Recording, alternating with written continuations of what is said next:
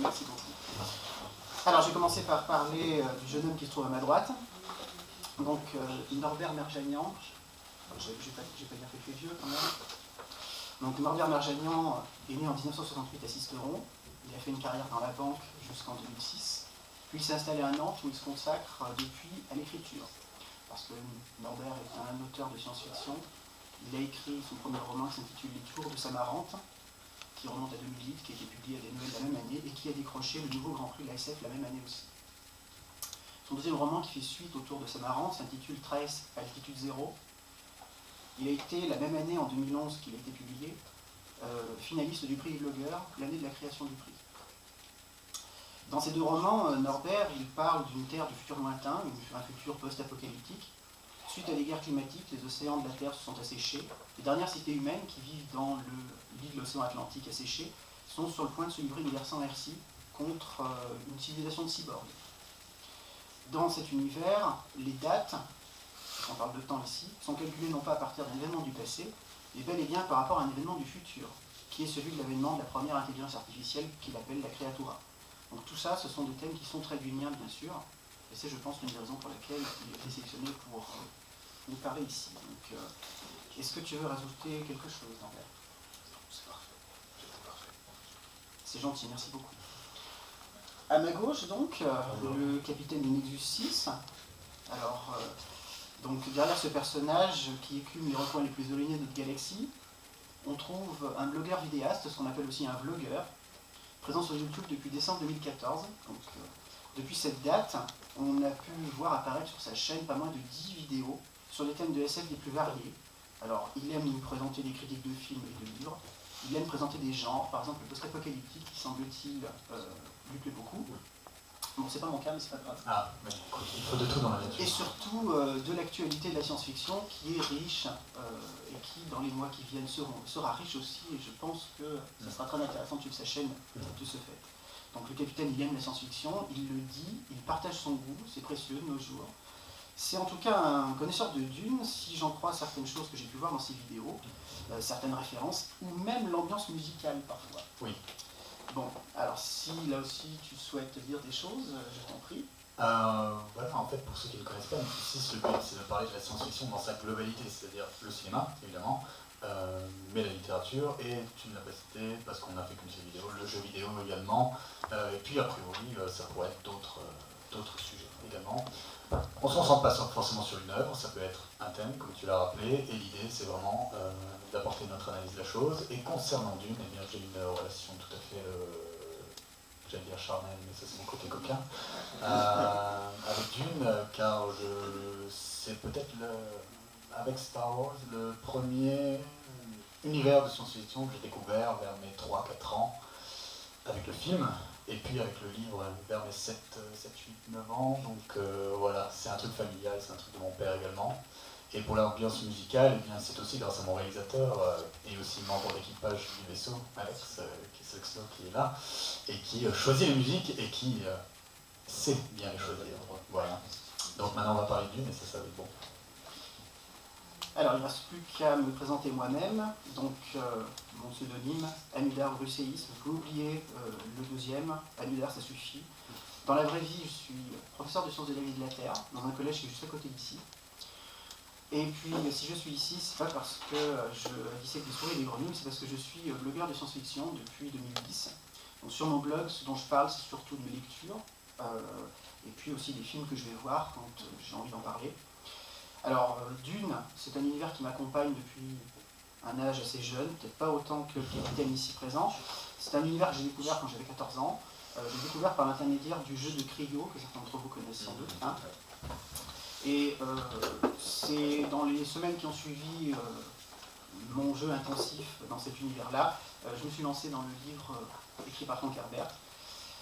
Et puis ses suites après, dans les mois qui ont suivi. Bon, j'ai très vite eu envie de partager mon goût pour Dune.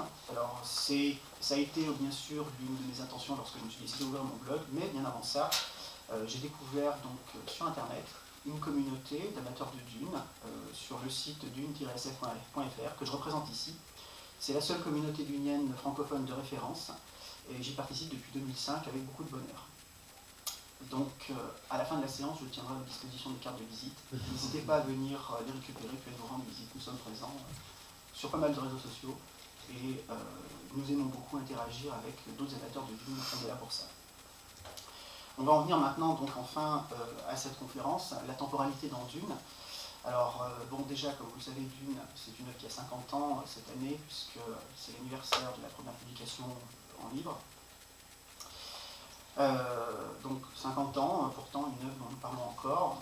Alors chaque année on se demande pourquoi, et donc cette année on a décidé de voir un peu qu'est-ce qu'il en est du rapport au temps dans Dune, la temporalité dans Dune.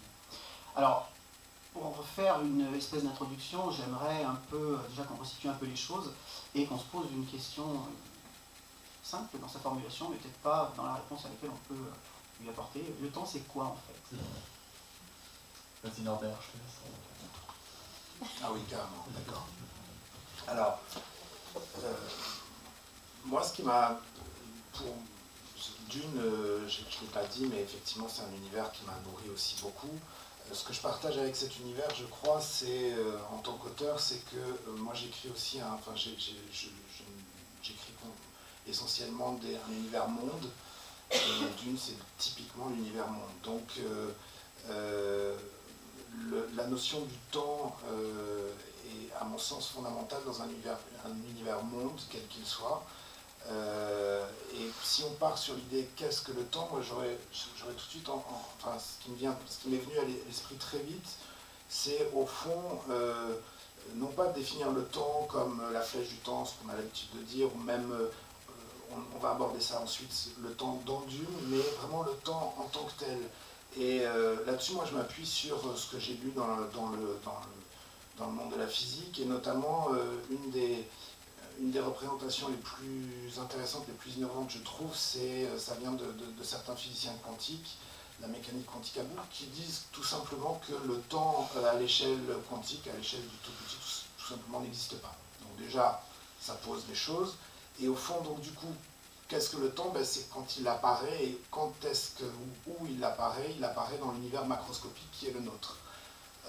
Donc le temps n'est pas nécessaire, en tout cas pour pas mal de physiciens, à l'échelle quantique. Il devient nécessaire à l'échelle macroscopique. Et si je pouvais résumer les choses, je dirais qu'au fond, le temps, c'est l'espace qui... Donc déjà, on est dans un paradoxe, c'est l'espace qui rend possible les rencontres des objets macroscopiques, c'est-à-dire qui rend possible la rencontre entre nous, ici. Et c'est ce qui fait qu'il est irréversible, qui est une des premières caractéristiques du temps. Il est irréversible parce que la rencontre, parce que cette possibilité de rencontre est irréversible aussi. Donc c'est une des définitions du temps, et tout de suite, enfin, je veux dire, ça c'est vraiment quelque chose que tous les philosophes ont traité aussi. On est avec le temps dans une difficulté de définition, parce que le temps se définit très mal en lui-même. Il se définit, c'est un concept quasi relationnel. Il ne se définit que par rapport à tout le reste. C'est-à-dire que là, je l'ai fait en disant c'est un univers de rencontres possibles, enfin de possibilités de rencontres plutôt. On pourrait dire aussi que le temps, c'est un espace, voilà, c'est même un paysage, ça on va retrouver dans Dune, c'est une notion qui revient très très souvent. Et donc il se définit par rapport aux êtres, il se définit par rapport à l'esprit, c'est-à-dire par rapport aux souvenirs qu'on en a, ou à la préscience qu'on en a, et il se définit par rapport à un univers de lieux et un univers de possibilités. Donc moi j'aurais tendance à dire finalement on évacue le qu'est-ce que le temps, et on se dit surtout qu'est-ce que le temps nous dit de tout le reste. C'est plutôt comme ça que je verrai les choses. Mon capitaine? Alors, moi, j'ai pas grand-chose à ajouter parce que je suis assez d'accord avec toi. En fait, le temps, c'est ce qui ouvre le champ des possibles. À partir du moment où quelque chose ne devient plus possible, il n'y a plus aucun intérêt à le mesurer dans le temps, puisque de toute façon, cela n'existera pas. En fait, j'aurais aimé pouvoir répondre à la question, si tant est que ce soit possible, mais je viens de sortir d'une heure et demie, presque 2 heures de discussion sur le temps avec 2 astrophysiciens passionnants, qui m'ont fait... c'est-à-dire, je ne sais plus aujourd'hui ce qu'est le temps. Déjà que le temps, peut-être, n'existe pas. Le temps n'existe pas au niveau microscopique. Il est tel qu'on le perçoit, nous, à notre niveau humain, je dirais, mais dès qu'on va dans les étoiles, il devient relatif, et enfin là, on ouvre toute toutes les possibilités. Donc moi là maintenant je ne sais plus ce qu'est le temps, je ne sais pas si j'arriverai à rentrer chez moi en marchant parce que peut-être que la distance va s'étirer à l'infini du fait de la relativité du temps. Ça ne se pas. Oui. Donc non, le temps c'est ce qui nous permet de nous rencontrer et de créer une société. À partir du moment où les êtres humains, par le fait de distance et des échelles de temps inimaginables qui les séparent, ne peuvent plus cohabiter, communiquer, je pense que là, il n'y a plus rien, entre guillemets. Voilà. Mais là, je vais peut-être un petit peu loin. Voilà, c'était juste pour aller un petit peu dans ton sens. Je suis tout à fait d'accord avec ce que Norbert a dit, tout simplement. Merci capitaine. Bon alors, on va déjà commencer par te rassurer. Ici, tu n'es pas avec des physiciens, tu es avec des personnes de bonne compagnie. Mais voilà. c'était très intéressant. Moi, je suis biologiste avant tout, donc ce que je tiens à dire quand même, c'est qu'on ne va pas ici remettre en question le fait de savoir si le temps existe au niveau macroscopique ou quoi que ce soit. Moi, ce qui me parle beaucoup quand je pense au temps, alors d'abord, c'est le fait qu'on le définit avec des unités. Donc dans le système international des physiciens, il y a une unité qu'on appelle la seconde. Et c'est à partir de la seconde qu'on peut définir les grandeurs d'emploi courant qui sont les minutes, les heures, les jours, les années. Donc à chaque fois, une minute égale 60 secondes, et ainsi de suite, vous connaissez ça depuis longtemps. Donc ça, c'est ce qu'on appellera le temps physique, même si les physiciens n'aiment plus parler du temps, d'après ce qu'on a entendu dans la conférence à laquelle j'ai assisté il y a un instant. Ce qui m'intéresse aussi, et là c'est plutôt en tant qu'être humain et puis en tant que lecteur de Dune, surtout pour des raisons qui vont se dégager, c'est que, eh bien, en tant qu'être humain, nous avons conscience du passage du temps. On sait dire que telle chose s'est passée avant telle autre chose. Donc ça veut bien dire qu'on se rend compte qu'il y a une différence, hein, bien sûr. Alors, on devra distinguer le temps instantané qui correspond à l'expérience du présent. Si vous croisez un ami dans la rue, pendant quelque temps, vous allez vous dire, ben, l'autre jour j'ai vu un tel. Puis à un moment où vous allez vous dire, il y a tant de temps, j'ai vu un tel. Donc ça veut dire que dans votre esprit, les deux expériences ne sont pas tout à fait les mêmes. Il y a l'expérience qui est encore fraîche dans votre tête, elle appartient encore au présent, puis le moment où elle est archivée en fait. Donc vous sortez du domaine de l'instant présent pour passer au registre des expériences mémorisées. Ça sera très important dans Dune. Notez bien que dans les deux cas, on peut rajouter une dimension supplémentaire qui complexifie les deux types d'expérience du temps. D'un point de vue subjectif, si vous passez 5 minutes chez le dentiste, ça va toujours durer plus longtemps que si vous passez une journée entière avec la personne que vous aimez. Donc, notion de temps subjectif qui vient complexifier un peu déjà le fait que vous êtes capable de percevoir le passage du temps. Ensuite, en tant qu'être humain, on est surtout capable d'être conscient qu'il existe des durées de temps qui sont très supérieures à celles de l'expérience d'une vie entière. On sait que notre planète elle a environ 4,5 milliards d'années. On sait que l'univers a un peu plus de 13 milliards d'années, donc on sait que les temps géologiques sont d'une extrême longueur qui dépasse toutes nos expériences possibles. On parlera de temps long, comme le temps au cours duquel se réalisent des phénomènes qui échappent à notre perception sensible. Donc, dans tout ça, il y aura des choses qui vont là aussi intervenir dans notre compréhension de Dune, transformation d'un paysage, changement de la géographie, je parle de la géographie terrestre, pas de la géographie humaine, et puis, bien sûr, l'évolution des espèces. Donc, tout un tas de choses dont Frank Herbert a eu l'occasion de parler, et dont, du coup, nous allons parler un peu pendant cette conférence. Alors, à partir de là, parlons maintenant de Dune, et donc, commençons par nous demander, mais quelles sont les échelles de temps qui sont impliquées dans Dune? Norbert, tu veux, ou bien on envoie le capitaine cette fois-ci? Alors, si je ne me trompe pas, quoique ça dépend, le calendrier, j'ai un petit doute là, on est en l'an 10 000, mais après le djihad Butler, on est d'accord? Après la fondation de l'Église. Après la fondation de l'Église. Mais c'est presque pareil. Ouais, c'est presque pareil. 80 ans de distance. Donc on est en, grosso modo, en plus 15 000 sur le calendrier grégorien environ, je crois que c'est ça, si je me souviens bien. Selon les notes de Herbert qui sont un peu... Les dates sont imprécises, ça dépend ouais, des sources. D'accord. Mais c'est pas grave, c'est dans un futur lointain. Voilà, donc ça c'est l'échelle de temps. Ensuite, si on va jusqu'à la maison du maire, on en arrive à plus 20 000, plus, voire plus 30 000, parce que quand l'empereur Dieu règne, c'était sur plusieurs millénaires, si je me souviens bien. 3500 ans. Ouais, voilà. Heureusement, on a un mec très spécialisé, très... C'est bien, c'est bien. C'est pour ça que je suis là. Voilà. Donc c'est ça l'échelle. Après, qu'est-ce qui s'y passe et dans quelle mesure le temps s'y exprime, c'est ça la question. Moi, par rapport à l'échelle, ce que je dirais, ce qui me paraît intéressant, on peut même étendre un peu les choses.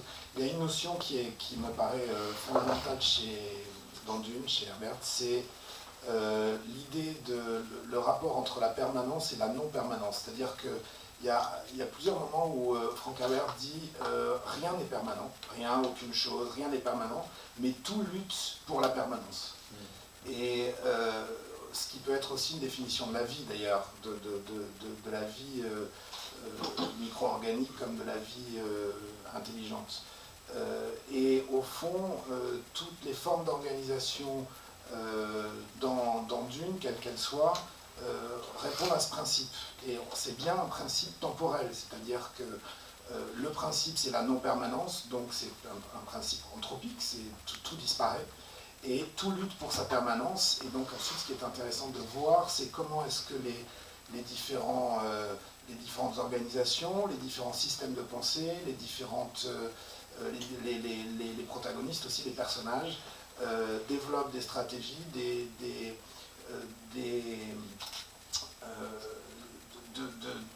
découvertes aussi, comme Paul avec la préscience, pour arriver à cette permanence, c'est-à-dire arriver à durer en fait et à marquer le temps. Donc si l'échelle est très grande, parce que précisément pour arriver, et je pense que c'est pour ça qu'Herbert a pris une échelle aussi longue, pour arriver à montrer en quoi un système politique ou une civilisation est non permanente, il faut une échelle de temps très grande, exactement comme nos civilisations actuelles, qui peuvent se prétendre permanentes, sauf qu'à une échelle beaucoup plus grande, quand on prend de la hauteur, cette permanence disparaît. Et pour arriver à montrer à quel point cette idée de permanence et de non-permanence est cruciale, je crois qu'il a besoin de prendre cette distance et donc une échelle aussi longue. Moi, je voulais juste une petite précision. J'espère qu'on en parlera après, parce que c'est vraiment un point central pour moi, et c'est intéressant que tu parles de permanence, parce que pour moi, la seule chose qui est permanente dans le temps, qui transcende le temps, ce sont les gènes, la génétique. C'est ça qui transcende toute cette échelle dans Dune.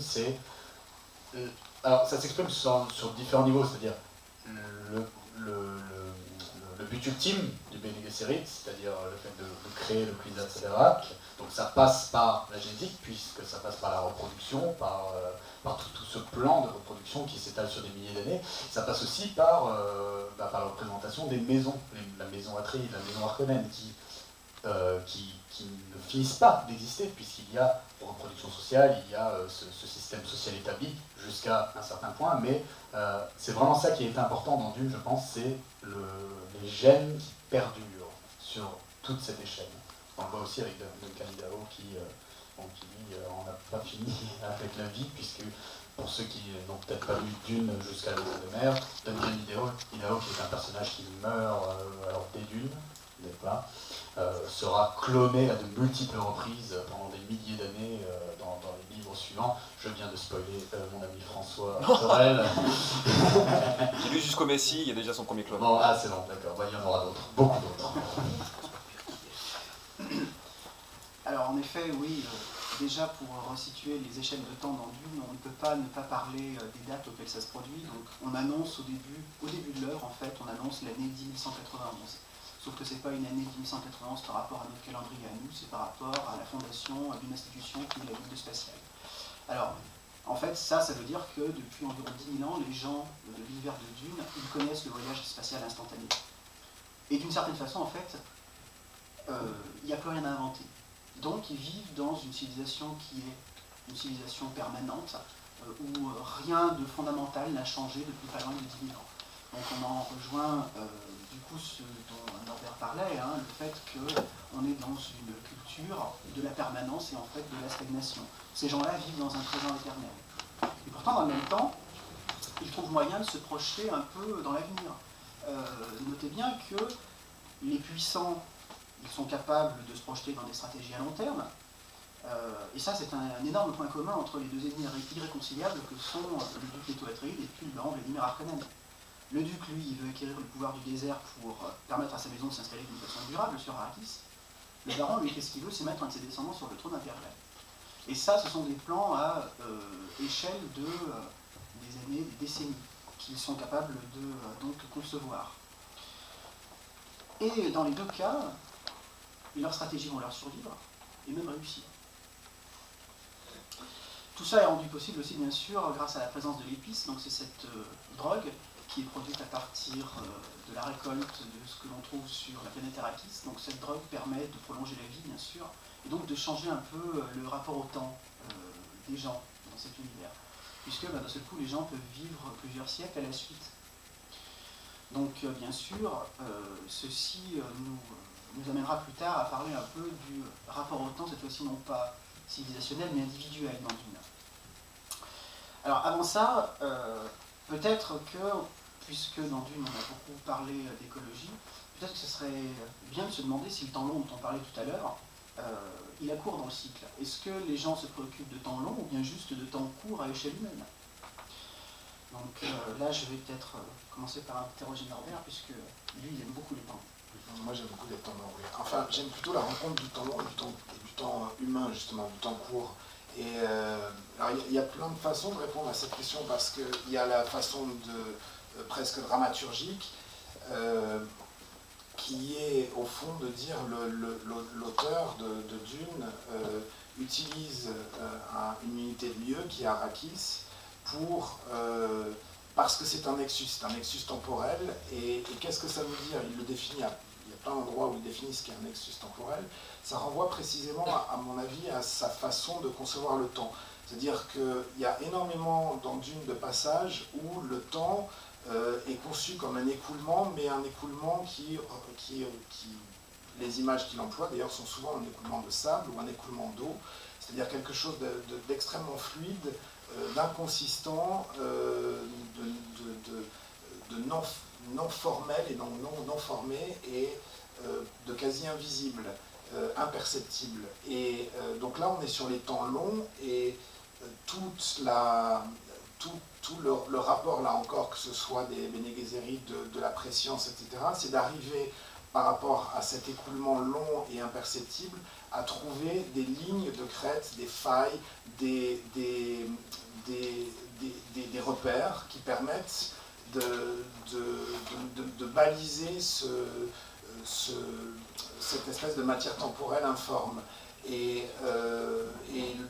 Arrakis est typiquement le nexus, là où tous les avenirs possibles s'entremêlent, se touchent, et où tout se réouvre. Et il y a une image qu'il utilise qui est très intéressante, c'est qu'il dit, notamment quand Paul se retrouve dans la caverne des Fremen, il dit c'est un nexus, c'est un endroit où il y a un levier incommensurable, un levier formidable, où chaque acte, chaque petit événement qui se passe à ce moment-là peut avoir, grâce à ce levier, une répercussion sur l'univers entier. Et ça, c'est très très intéressant. On est typiquement à la rencontre du temps long, c'est-à-dire d'événements qui ont été mis en place par, justement, par exemple, j'en cite un, la Missionara Protectiva, c'est-à-dire la Bene Gesserit, enfin l'une des Bene Gesserit qui implante des légendes et qui a implanté des légendes dans la culture Fremen. Il y a sans doute, je sais pas depuis combien de temps, tu pourrais le dire, tu es plus spécialiste que moi, mais enfin, on se doute que ça remonte à des siècles, et qui donc travaille sur un temps long, et ce temps long se réalise lorsque Paul rencontre les Fremen. Et donc là, on a la rencontre du temps long et du temps court, et dans un lieu et un espace-temps qui est un nexus, c'est-à-dire un endroit où tous les possibles peuvent se jouer, et où il y a un levier qui permet aux possibles qui vont être choisis d'avoir sur l'avenir un impact très fort. Et ça, c'est intéressant parce que, y compris, alors on est typiquement dans une dramaturgie très forte, mais on peut aussi se demander, si tu parlais de temps subjectif, si nous-mêmes, dans nos propres vies, dans nos propres expériences, on ne rencontre pas à certains moments des temps ou des lieux de ce genre où, dans un tout petit laps de temps, certaines actions, certaines orientations peuvent jouer en levier sur nos propres vies, voire sur des espaces plus vastes, et si cette notion de nexus temporel, en fait, n'est pas assez universelle. Et donc, voilà, cette rencontre temps long, temps court. Alors, merci Norbert. Donc, avant de céder la parole au capitaine, ce que tu dis là sur le fait que les écoulements du temps sont matérialisés dans une par des mouvements de sable et d'eau. Songez, si vous avez vu le film de David Lynch qui a été diffusé l'année dernière aux Intergalactiques, hein, songez à ces passages où on voit toujours cette goutte d'eau qui frappe une surface d'eau et puis donc des ondes qui s'éloignent comme ça. Donc c'est à ce genre de détails que l'on voit, bien que quelqu'un comme Lynch avait lu Dune, avait apprécié, puis avait su voir des choses très intéressantes. Ouais, alors moi je peux même citer, tu vois, j'avais pris quelques citations, alors c'est en français, mais tu en as une qui est très claire, elle dit « En s'agrippant au présent, il décelait la monumentale régularité du mouvement du temps, compliqué de courants changeants, de vagues, de houles, comme la mer contre les récifs. » Et ces images-là reviennent très très très souvent, c'est-à-dire la notion du temps comme une espèce de mer, d'océan, ou de dune justement, de sable, et on revient à cette idée de permanence et d'impermanence aussi.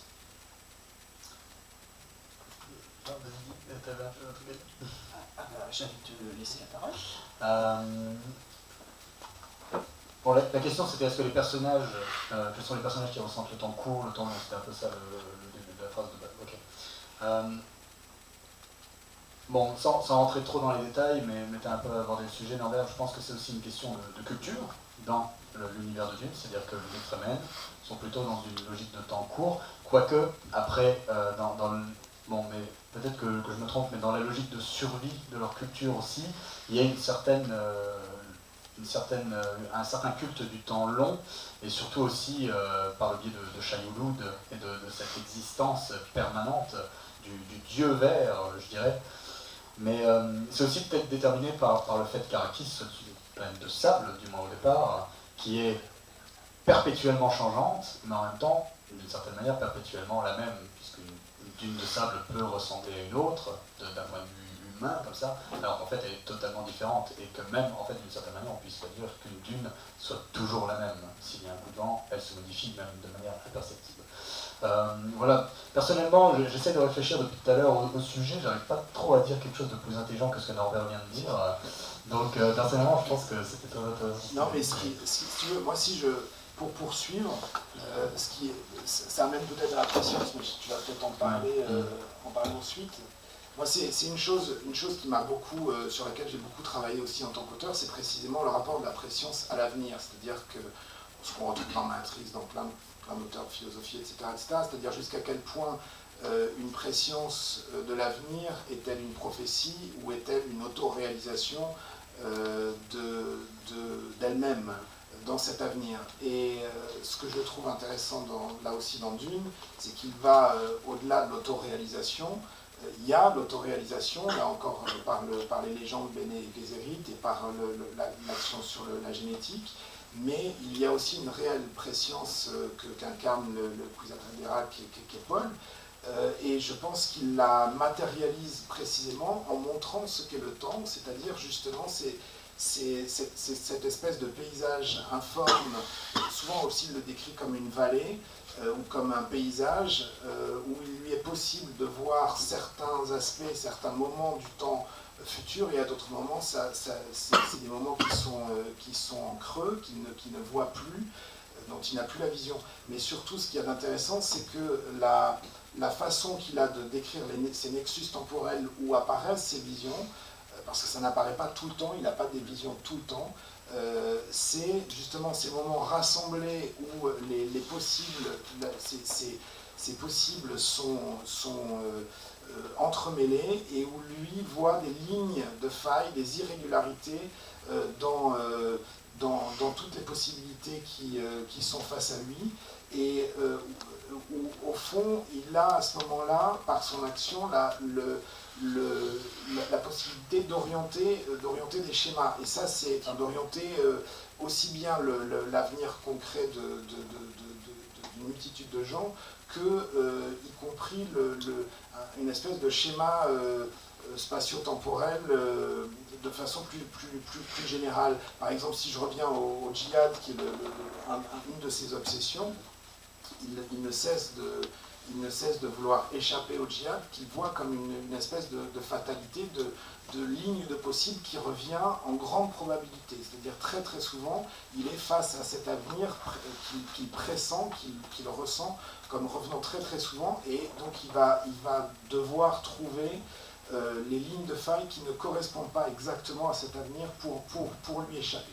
Et donc il y a une représentation visuelle assez bien décrite, assez claire d'Herbert sur ce don de préscience. Et on peut le voir comme quelque chose de poétique, on peut aussi aller un peu plus loin et essayer de se mettre à la place de ce prescient qu'est Paul, essayer de ressentir soi-même où sont ces lignes-là et comment est-ce qu'on peut les ressentir lorsqu'on est dans un nexus, si on arrive à trouver un nexus. Alors, moi j'aimerais partir sur ce que disait le capitaine concernant le fait que pour lui, les Fremen vivraient plus dans le temps court que dans le temps long. Alors moi je ne suis pas d'accord. Pour moi il y a une nette opposition entre la société impériale, la société galactique, alors qui est une société, comme on l'a dit tout à l'heure, qui est une société de l'instant, une société du présent, une société de la consommation, disons-le, une société capitalistique. En face, donc, il y a les Fremen, les hommes libres du désert, qui, eux, vivent au contraire plutôt dans le temps long. Alors, le temps long qui n'est pas que celui de la survie, mais celui de leur tradition, celui de leur histoire orale, et puis surtout celui de leur projet de transformation planétaire. Donc, pour moi, c'est l'une des premières apparitions, entre guillemets, du temps long dans Dune, dès lors que l'on voit apparaître le planétologiste, et puis surtout que l'on découvre quel est le véritable projet des Fremen, c'est-à-dire celui de transformer Dune, qui est une planète désertique, en monde vert, en monde jardin. Alors ça, c'est un projet de géo-ingénierie, en fait, qui exploite le génie humain comme une force géologique, bien sûr. Et ça, les Fremen qui participent à ce projet, ils savent qu'ils n'en verront jamais la fin, quand le projet commence. Ils savent qu'il y en aura pour quelques siècles. Pourtant, ça ne les empêche pas de se lancer dedans. Ça, c'est une chose qui apparaît dans les appendices à Dune. À un moment, le planétologiste qui initie le projet, qui s'appelle Pardo Kynes, les Fremen lui demandent dans combien de temps est-ce qu'on pourra avoir de l'eau libre sur Arrakis, c'est-à-dire quand est-ce qu'on aura des conditions de pression de température qui permettront d'avoir de l'eau qui coule de façon normale et qui s'évapore aussitôt. Et là, il répond, oh, 200-300 ans. Donc lui, il parle dans le temps long. Les Fremen, ça ne les décontenance pas. N'importe qui pourrait se dire, je verrai jamais ça, ça ne m'intéresse pas. Après moi, le déluge. Les Fremen, non, ça ne les gêne pas. Ils se disent, bon, ça sera nos descendants qui connaîtront ça, tant mieux. Donc les Fremen, ils vivent dans le temps long de toute évidence. Alors, ce ne sont pas les seuls à vivre dans le temps long, bien sûr. Dans l'univers de Dune, il y a aussi les Bene Gesserit. Les Bene Gesserit, elles ne travaillent pas à de l'ingénierie planétaire, ce qui est déjà quelque chose d'extraordinaire, mais elles travaillent bel et bien à un projet d'amélioration de l'espèce humaine, d'évolution future de l'espèce humaine, par des croisements, on va dire, sélectionnés avec soin, pour produire en fait un être supérieur qu'on appelle le Kwisatz Haderach. Je vais te laisser parler, parce que tu as commencé à aborder ça tout à l'heure et tu as dit que les gènes te fascinaient. J'aime surtout la reproduction, c'est quelque chose d'important. Avec une Bene Gesserit. Avec une Bene Gesserit. Ça peut être intéressant. Le maquillage plutôt. Ouais, c'est vrai. Non, en fait, c'était vraiment parce que avant de venir ici, et oui, c'est vrai, maintenant que tu me le dis, c'est vrai que c'est évident en fait, que les Fremen vivent dans le temps. Je ne sais pas pourquoi j'ai dit ça. L'idée, c'est qu'est-ce que permet le temps? Et tu parles de temps long, le Bene Gesserit a cet objectif de créer l'être supérieur. Et là, évidemment, c'est une question de génération. Enfin, sur des millénaires, c'est ce qui se passe dans le livre. L'idée étant jusqu'à quel point un objectif donné à un instant T, quel est le rapport que tu as par rapport à quand cet objectif sera atteint? Est-ce que toi, tu veux le vivre, c'est un peu ce que tu disais avec ton exemple des Fremen, ou est-ce que tu penses dans une globalité, donc pour le bien de ta société? Il y a aussi cet aspect-là, c'est-à-dire le Fremen ne vit plus dans une société, enfin dans l'aspect du groupe, qui est important pour une survie aussi, c'est aussi logique. par rapport à la société impériale, quoique après, dans la société impériale, il y a des différences. La maison Atréide n'a pas la même gestion de ses gens que la maison Harkonnen ou que la maison Corino, etc. Donc en fait c'était un petit peu en ça, quand je parlais de temps long et temps court par rapport à la... En fait je pensais pas forcément à la société impériale dans un ensemble donné, je pensais plutôt aux gentils, c'est-à-dire la maison Atréide, qui elle a un rapport quand même plus doux avec le temps, et même si Leto, tu l'as bien rappelé, a cet objectif d'être installé sur Arrakis, je pense qu'il y a un but aussi derrière d'amélioration de conditions pour ces gens, pour Arrakis, et qui, comme tu l'as dit, lui survivra, même si ça va prendre des hauts et des bas pour y arriver d'une certaine manière. Mais voilà, du coup je vais pas trop parler du Kwisatz Haderach, mais tu peux encore le faire. Non, mais j'en ai déjà parlé, donc laissons Norbert, par exemple, en parler. Norbert, je t'en prie. Mais on digresse un peu, du coup ça fait difficile. Non, moi ce que je trouve, alors là pour le coup, Paul, ce qui me paraît intéressant, c'est que lui incarne, c'est-à-dire il est charnel, il incarne tout ça. Il incarne cette rencontre entre le temps long et le temps court. La préscience, c'est pareil, c'est très très physique. Hein. Il a des visions très charnelles et très physiques qu'on retrouve dans le film de Lynch, mais qu'on voit aussi dans le roman. Et là aussi, ça renvoie, on voit bien que c'est le fils d'une Bene Gesserit, puisque chez les Bene Gesserit, le rapport au temps, il est génétique, mais il est aussi dans leur propre vision, des œuvres de vérité. Et une des choses qu'elles disent, c'est qu'au fond, elles ont ces visions, vient de la mémoire du corps, c'est-à-dire qu'elles ressentent le temps comme quelque chose de non fléché. Elles vont lire l'avenir dans le passé, et le passé, elles l'ont souvent dans la mémoire de leur propre corps. Et Paul, en ça, bien comme a la même capacité, et il va lire l'avenir de façon extrêmement charnelle par son corps. Et moi, ce qui me semble intéressant dans le Kwisatz Haderach, c'est ça, c'est-à-dire que lui, il est le nexus humain, le nexus vivant. Autant il y a des lieux, enfin des moments dans Dune qui sont des nexus, des nœuds, quoi,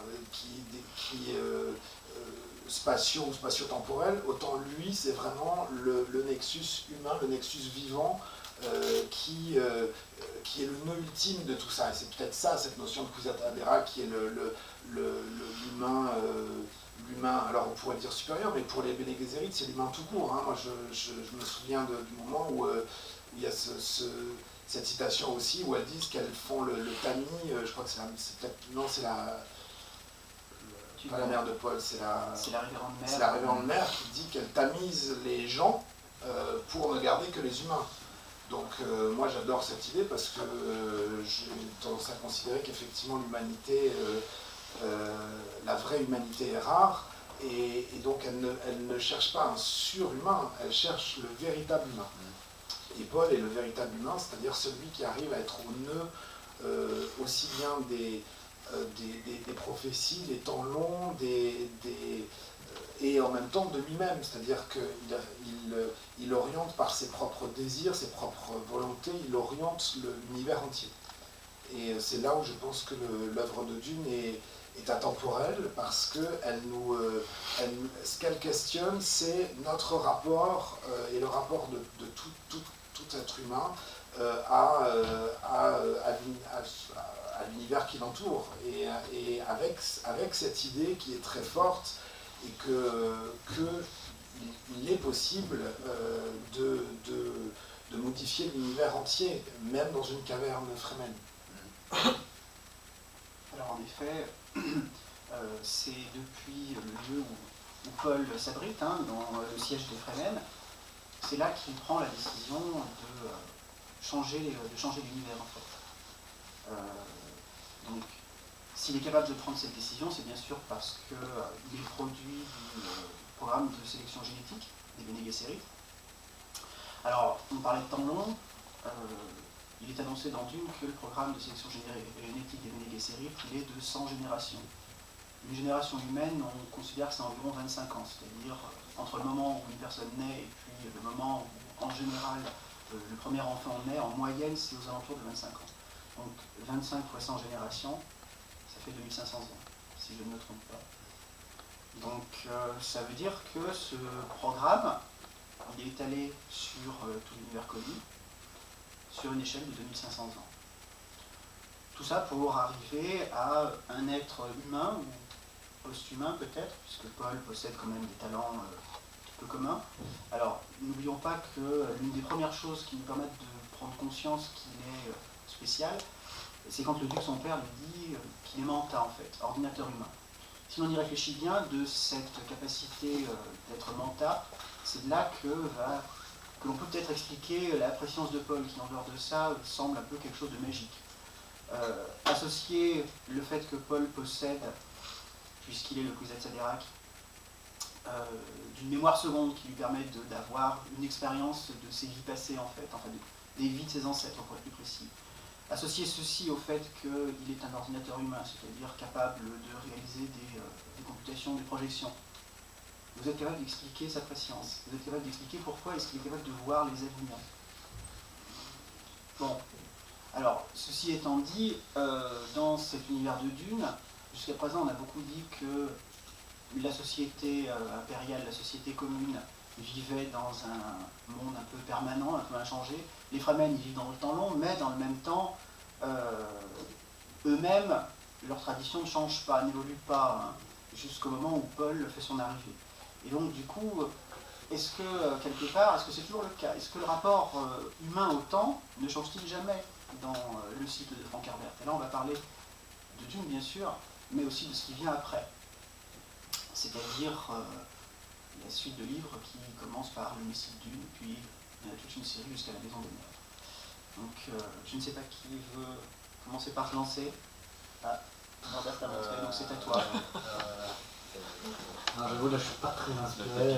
Bon, j'ai pas lu la saga depuis 6 ans, c'est un peu connu, donc c'est vrai que c'est un peu difficile. C'est très mal. C'est très mal, il y a tellement de choses à lire. Est-ce que le rapport au temps change dans la saga de Dune? Bon, déjà, il paraît assez évident que le rapport au temps de Paul, par exemple, change.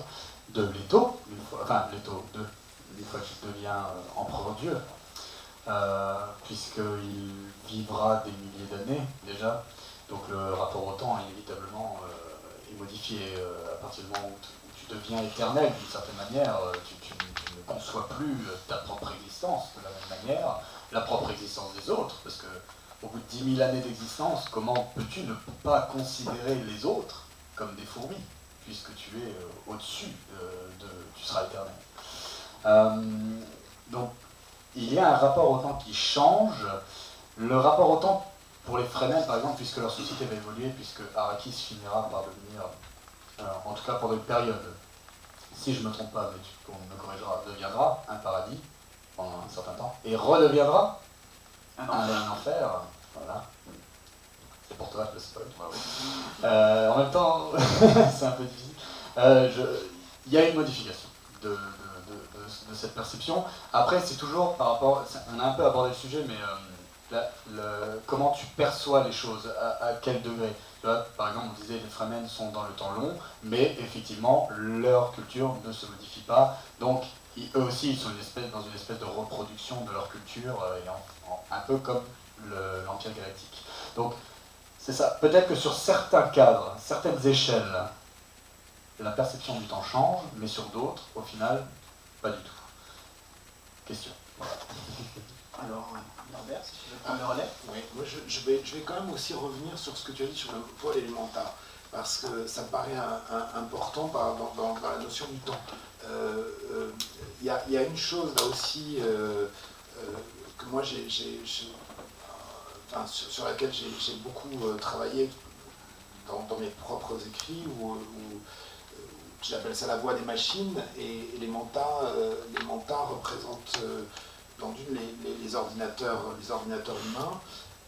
Donc c'est très lié. C'est que pour les mantas, l'idée il y a quelque chose qui est posé, c'est qu'on ne peut comprendre un processus que si on se refuse de l'interrompre. C'est-à-dire que il faut cheminer avec un processus, quel qu'il soit, politique, psychologique, organisationnel, etc. Il faut cheminer avec lui pour le comprendre, mais ne jamais l'interrompre.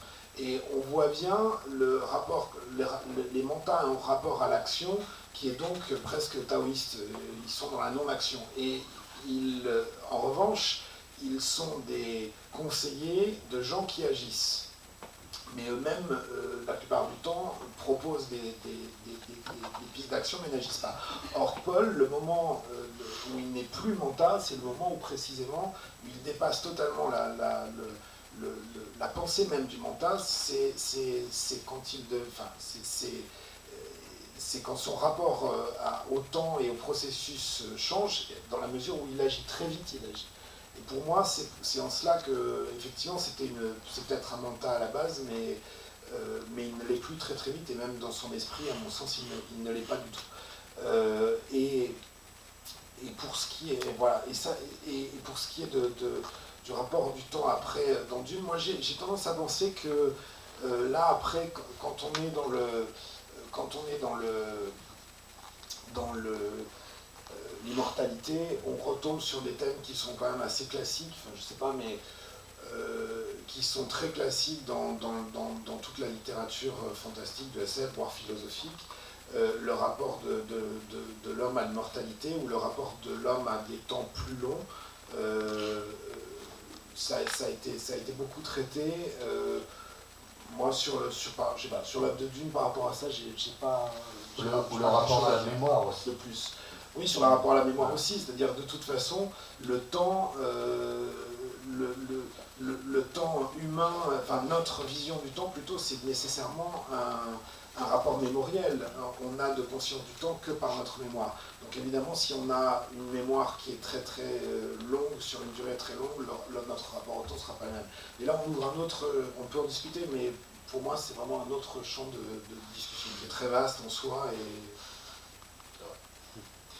Alors, moi, ce que j'aimerais relever sur cette question, c'est que au début de la conférence, on a dit que, eh bien, quand on commence, on est en l'an 1191, et puis on a eu l'occasion de dire que c'était un univers qui était quand même assez stagnant, on va dire. Et puis quand Dune se termine, je fais référence là au premier roman, hein, on est en 1893, et puis c'est une ère nouvelle. Donc à peine 2 ans plus tard, tout éclate. Quand le Messie de Dune commence, en fait, on apprend que 12 années se sont passées, puis qu'en 12 ans, l'univers ça a été tout transformé. Donc il y a eu une guerre sainte. Les Fremen ont quitté Arrakis pour aller conquérir l'univers tout entier. D'ailleurs, parenthèse, j'ai une très belle scène, je me souviens qui m'avait marqué, où un Fremen raconte la première fois où il a vu la mer. Oui. Et ça, c'est très bon. Et c'est le moment où le djihad sort de lui. Ouais. Le moment où il se baigne dans la mer. Exactement. Puisqu'il a vu en fait ce qui avait été promis, donc il n'y a plus lieu d'être en guerre sainte. Et donc cette guerre sainte entraîne en fait un véritable changement dans les rapports temporels, hein, au niveau de l'espèce humaine, puisque bien sûr, d'un coup, on confronte des cultures qui sont très différentes. Pour les Fremen, ils découvrent des cultures qui leur sont, dans certains cas, incompréhensibles, voire détestables. Ça ne se fait pas sans heurts, tout ça, c'est un énorme traumatisme, puisque ça génère un nombre insensé de morts, hein, c'est annoncé dans le Messie de Dune, 60 milliards de morts. C'est Paul lui-même qui l'annonce. Ouais.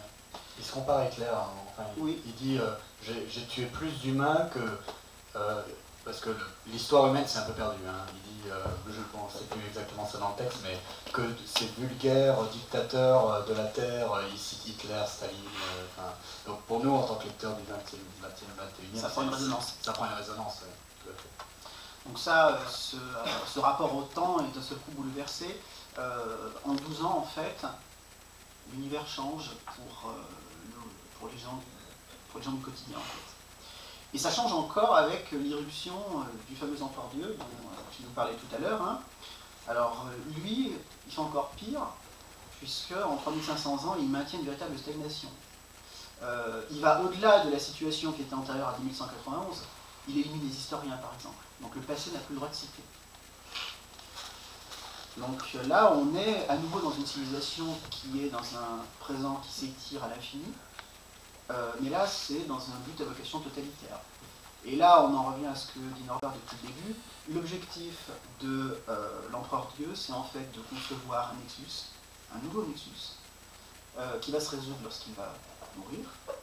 Et lorsqu'il va mourir, en fait, d'un seul coup, la diversité de rapport au temps en particulier, les diversités culturelles, les diversités religieuses, les diversités philosophiques, vont à nouveau éclater, ce qui va donner lieu à cet univers très étrange, très particulier et très fascinant qu'on trouve à la fin du cycle de vie.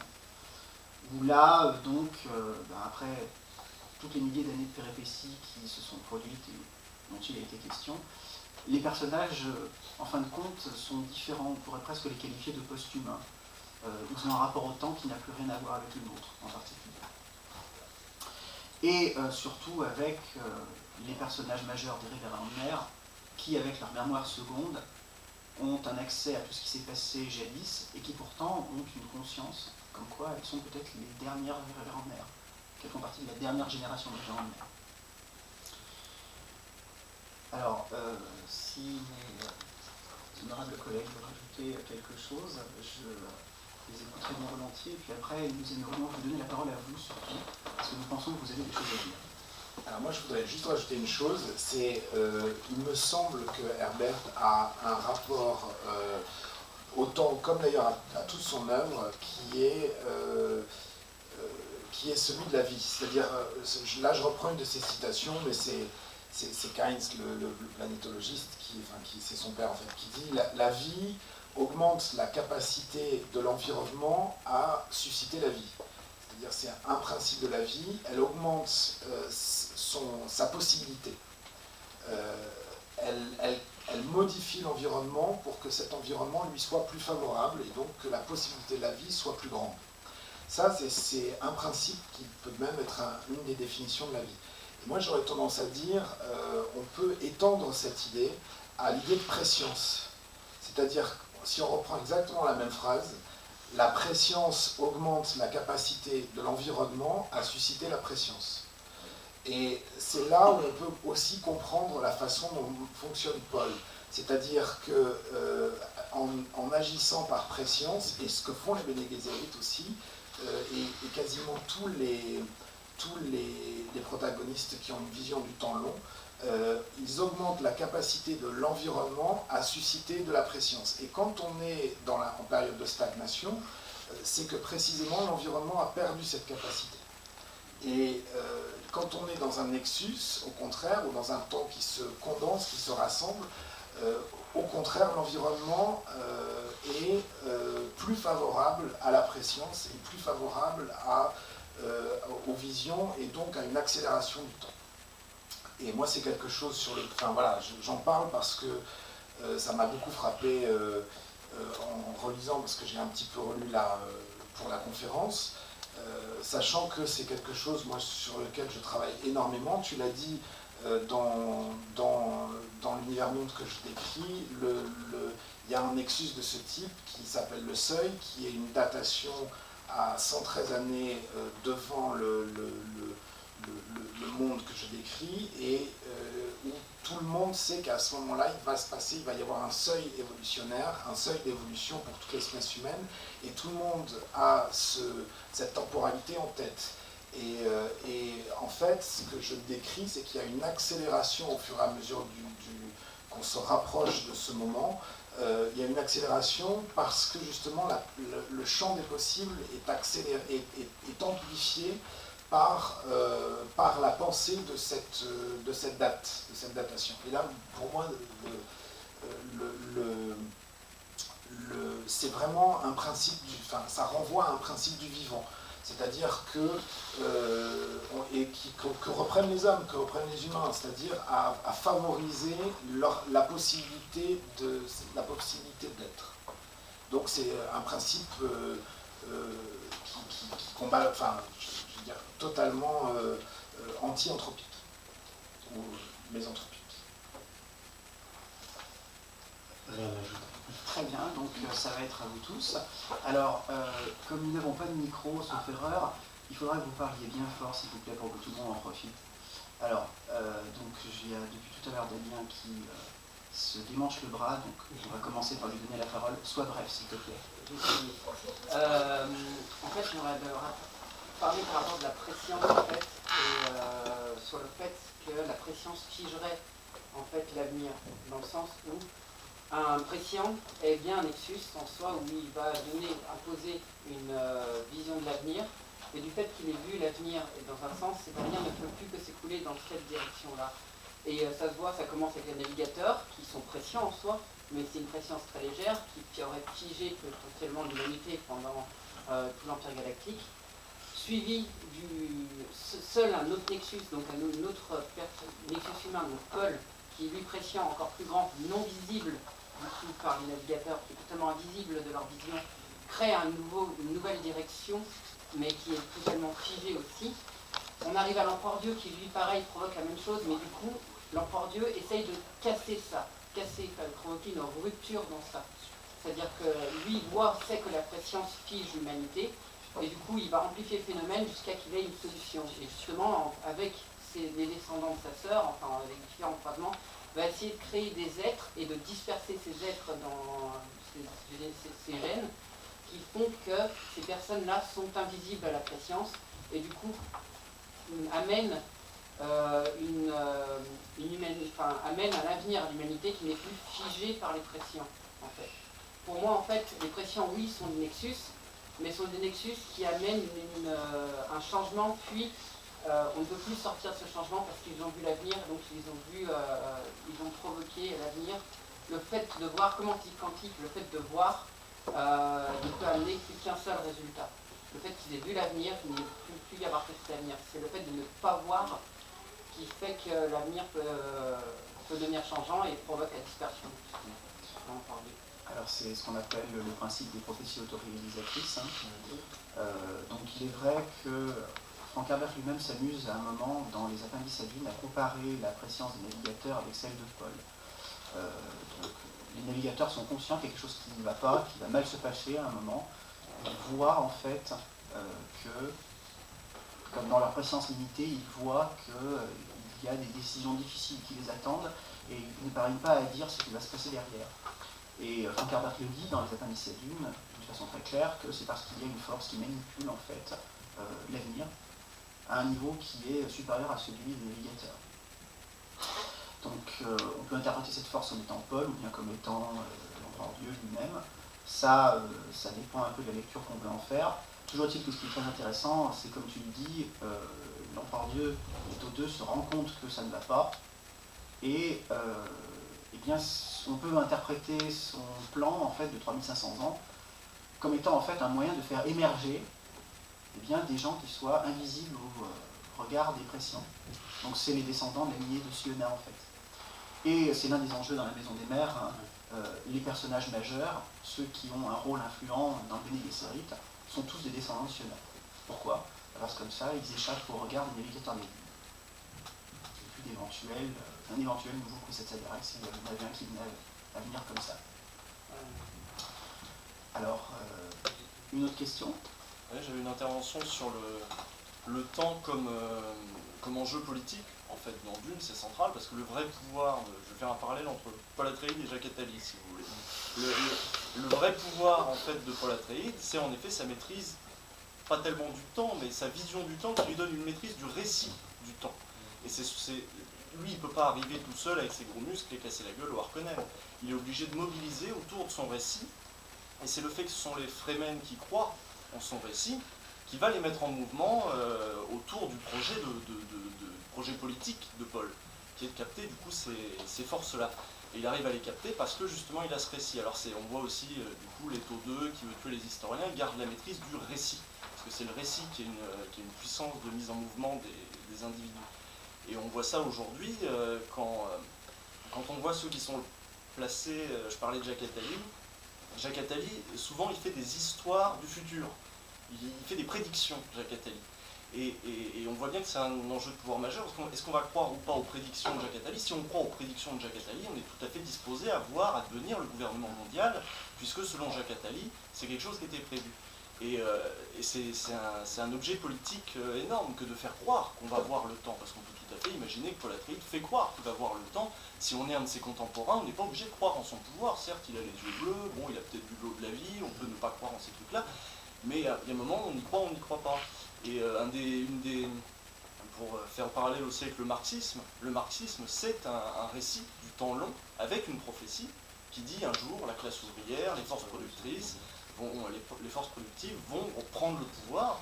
Et si aujourd'hui la classe ouvrière se sent plus comme une classe en mesure de prendre le pouvoir, c'est qu'elle ne croit plus en ce récit. On a effondré, ce récit-là de prise du pouvoir par le prolétariat s'est effondré sous le coup d'autres prophéties.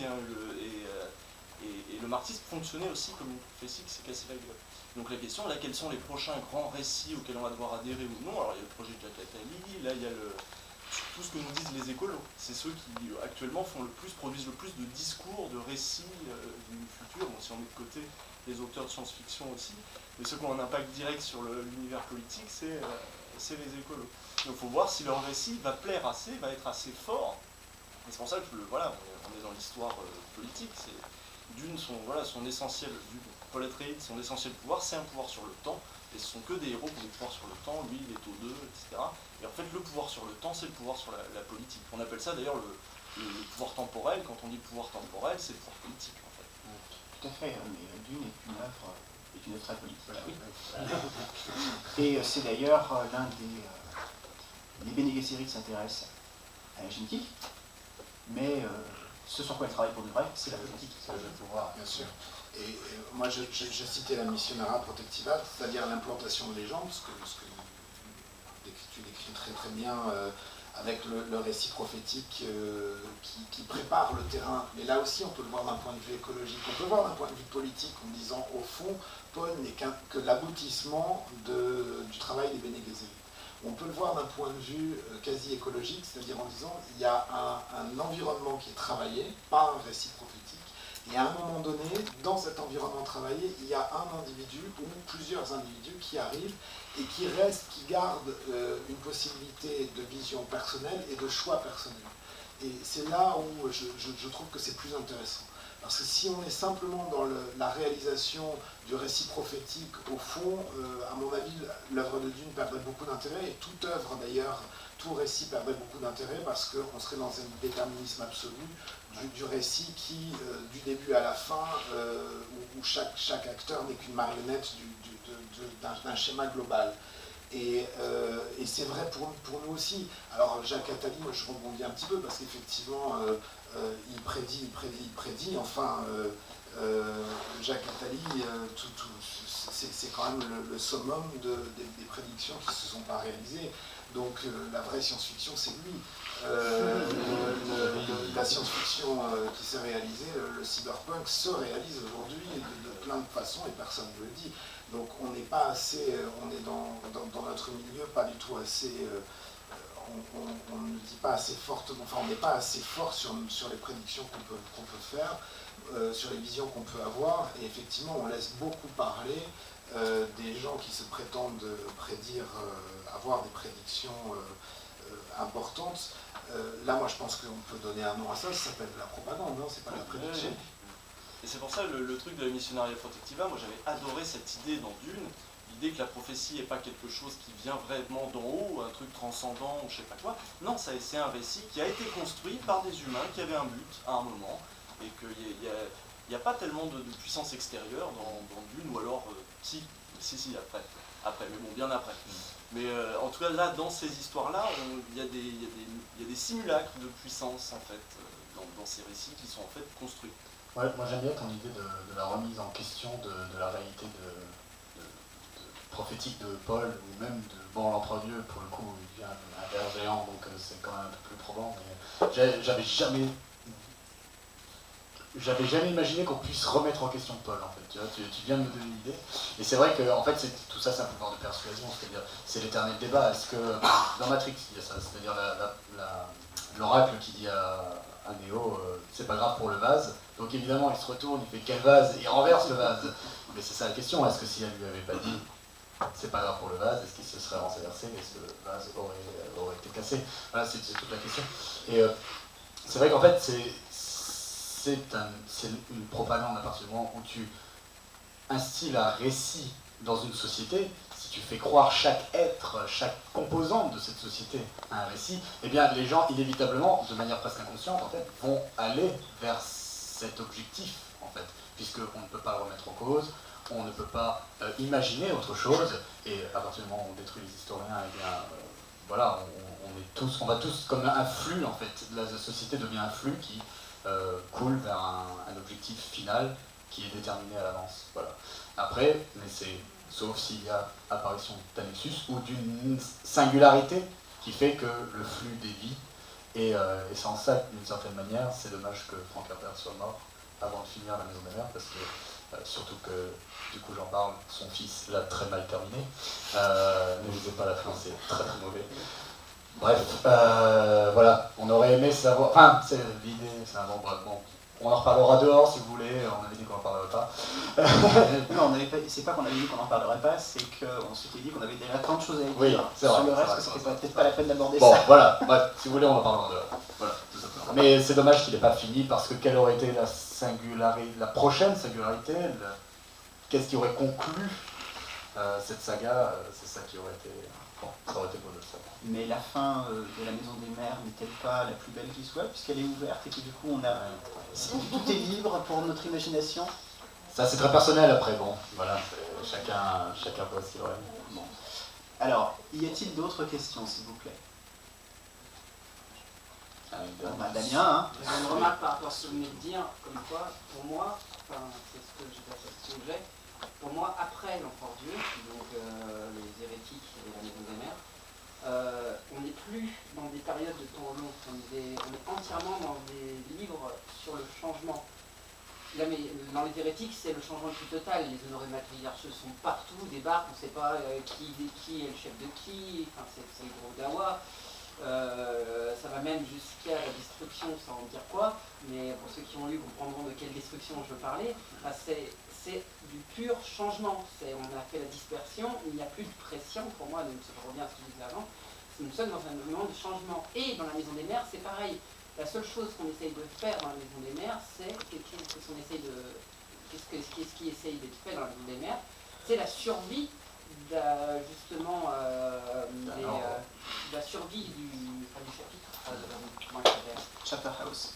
Ouais, la survie des Begin Gesserit, voilà, c'est leur survie, c'est faire juste leur survie dans ce monde qui a tellement changé qu'elles n'ont sûrement plus leur place en fait.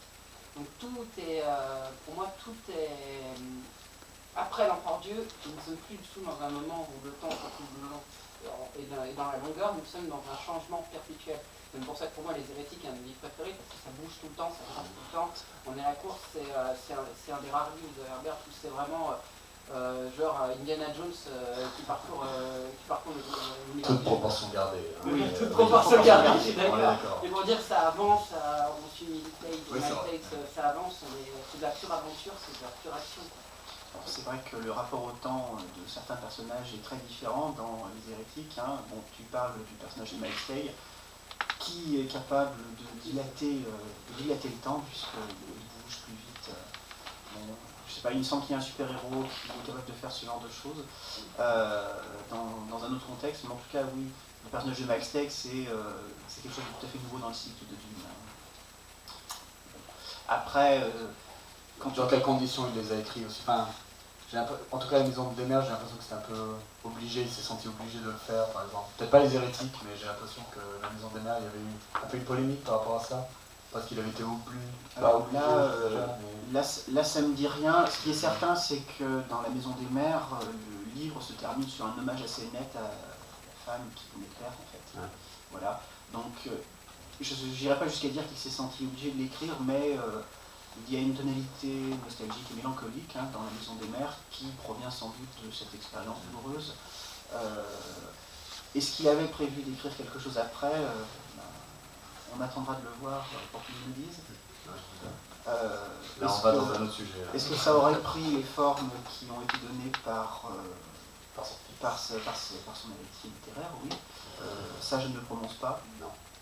Donc, quoi qu'il en soit, pour ce qui est du rapport au temps dans la fin du cycle, oui, il y a un net changement de façon de voir les choses, ce qui d'ailleurs fait en sorte que la fin du cycle ne plaît pas à tout le monde, puisqu'on change de représentation, on change de... tout est bouleversé avant la fin du cycle, en fait. L'épice est rare partout dans l'univers. Après, dans la dernière partie du cycle, d'un seul coup, il y a l'épice à profusion partout. D'un seul coup, il n'y a plus du tout d'État organisé, d'État impérial à la place. Il y a des grandes factions qui partagent une souveraineté sur les différents mondes de l'Empire. Le voyage spatial n'est plus soumis au monopole de la guilde. Bon. Il a donné un énorme coup de pied dans son univers sur la fin du cycle, et bien entendu aussi sur la relation au temps de ses personnages. Alors, y a-t-il d'autres questions maintenant? Beaucoup de silence, j'espère que nous n'avons entendu personne ici. Voilà, on vous a saoulé, donc on est désolé. Alors, quoi qu'il en soit, nous vous sommes très reconnaissants d'être venus nous écouter dans le délire. Hein. On espère que ça vous a donné envie surtout d'ouvrir ou de réouvrir vos livres de Frank Herbert, d'aller voir ou revoir le film de David Lynch. On vous signale, au cas où vous ne le sauriez pas, qu'il y a eu dans les années 2000 une mini-série qui a été faite. Voilà, qui adapte donc Dune et puis Le Messie et les enfants. Alors, on ne se prononce pas sur ce que ça vaut ou quoi que ce soit, c'est pas la question. Moi je dis que ça mérite d'être vu. Ouais. Et puis, bien entendu, continuez à lire Dune, continuez à apprécier cet univers, sous toutes ses déclinaisons. Et moi, si je peux rajouter quelque chose, ce qui est intéressant quand Dune commence, c'est qu'on est effectivement dans un univers en stagnation. Il me semble qu'on est dans une période en stagnation. Ça rend le livre particulièrement jouissif dans la mesure où on ne peut qu'espérer un nexus ou travailler un nexus d'une manière ou d'une autre, que ce soit par préscience ou par action, pour réouvrir le champ des possibles. Et je pense que notre période et notre société en a particulièrement besoin. Donc relire Dune c'est bien, et réouvrir le champ du possible c'est pas mal. Tout à fait. Et navré pour ceux, je sais qu'il y en a dans cette salle qui n'ont jamais vu ni lu Dune, ça a dû être un petit peu difficile sur certains termes. Ouais. Navré pour Mais alors il faut lire d'autres auteurs, oui. il y en a d'autres. Mais lisez Dune, regardez. Mais voilà. Merci beaucoup.